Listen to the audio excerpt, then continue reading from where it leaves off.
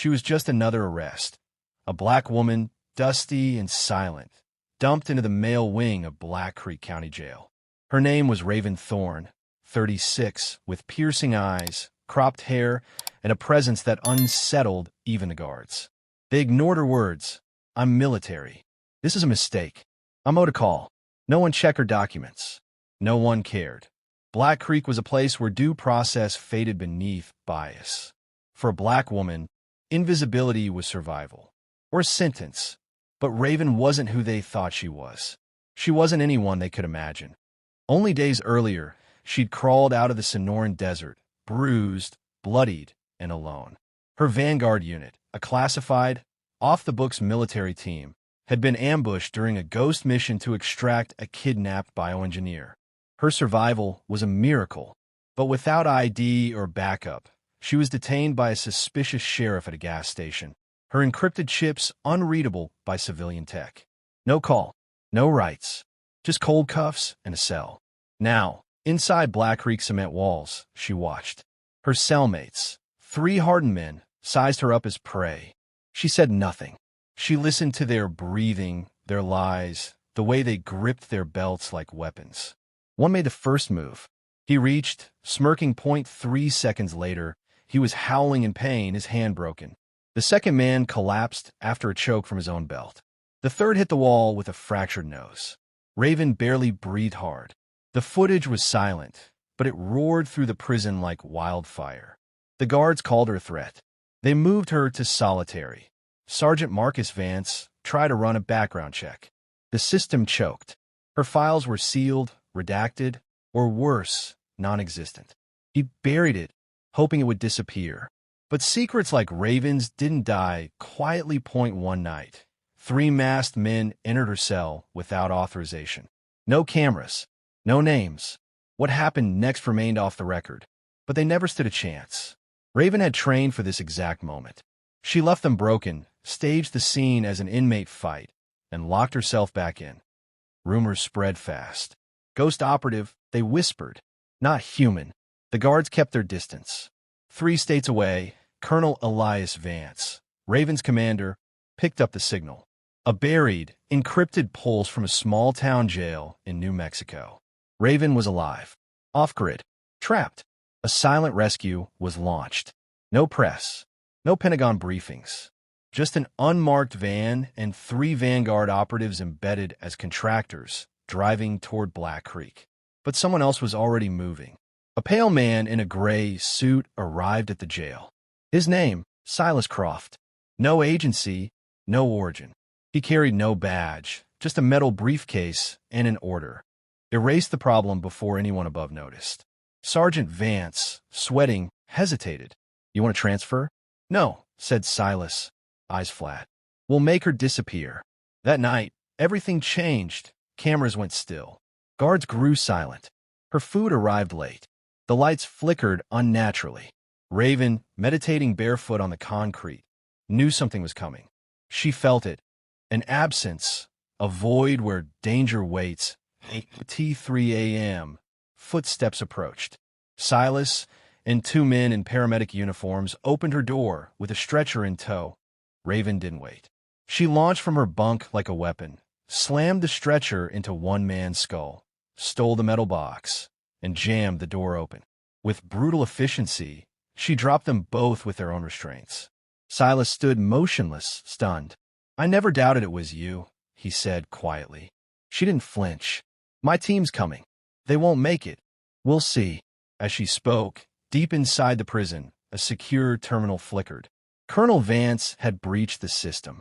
For exactly 4 minutes, Black Creek went dark, locks disengaged, cameras dead.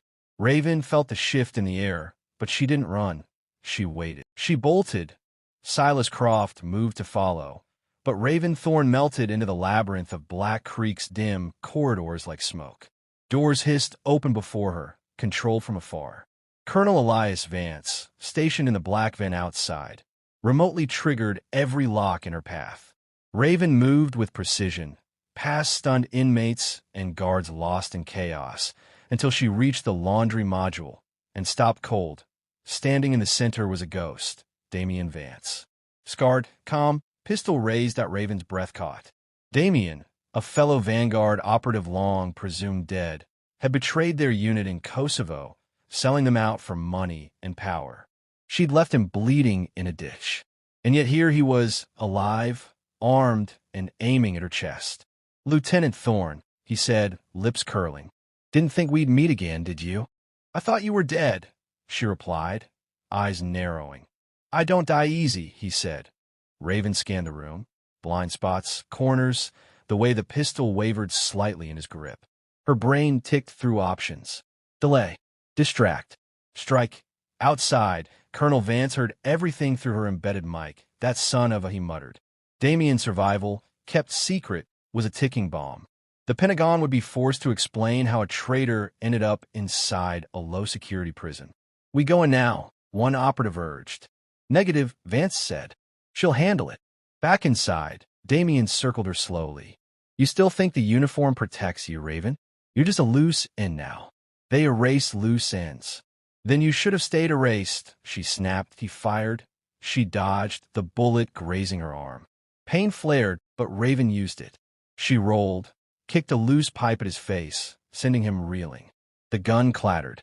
In seconds, she was on him. Their fists collided, training against training. Damien fought with skill, but Raven fought with purpose. She pinned him with her knee to his neck. She didn't kill him. Not yet. His testimony could expose the entire network that locked away a black woman without trial, without record, without a name. Suddenly, sirens wailed. The prison's mainframe had rebooted. Someone had discovered the breach. "All exits sealed," the PA shouted. "Lockdown initiated." Colonel Vance's voice broke through her earpiece. "Raven, get out now. Maintenance tunnel." For minutes. She grabbed Damien's pistol, keycard, and radio, and took off. The halls erupted with violence. Prisoners fought. Guards panicked. Raven moved like a ghost between them. She reached the lower level and stopped. At the end of the hallway stood Silas Croft, rifle aimed. "This is the end," he said. "No," Raven countered, voice steady. "This is the reckoning." He fired. She shot first, not at him, but at the steam valve above. A hiss of blinding white fog filled the corridor. He fired blindly. She rolled beneath it, then fired again, hitting his shoulder. Silas screamed. She closed the distance and struck, brutal and fast. He fought back, but Raven was pure survival. She used her injury, her weight, her fury. Moments later, he lay bloodied and unconscious. She took his ID. "Who are you really?" He coughed. "I'm the one your system tried to erase," she answered, and knocked him out 2 floors up. The Vanguard team breached the tunnel. An ambulance van, disguised and waiting, was parked behind the complex. "Raven, do you copy?" Vance's voice crackled. "Alive. I have Croft. And Damien. I'm bringing both." Silence. Then, understood. "Secure them. Get out." Dragging 2 unconscious bodies with a makeshift stretcher of belts and a torn sheet. Raven limped through the dark drainage shaft. Blood soaked her sleeve, but she kept moving. Above, sirens screamed. Below, only the sound of her breath and the echo of boots. Flashlights cut the dark. "Visual on operative," shouted a Vanguard agent. They reached her. Lifted Damien and Croft. Carried her out. 30 minutes later, the prison recorded an internal riot. The report claimed 2 fatalities, 1 missing inmate, and a fire that destroyed surveillance footage. No further investigation followed. No one dared ask about the black woman lost in the chaos. But in Pentagon briefings held in secure underground rooms, the fallout began. Files were burned, careers were ended, and operations were dismantled. Raven Thorne awoke days later on a military base, wrapped in bandages, the smell of antiseptic in the air. Sunlight filtered through the glass. Colonel Vance sat beside her. "How long was I out?" she asked, voice hoarse. 2 days, he said. "And Damien, alive, in custody. So is Croft." She closed her eyes.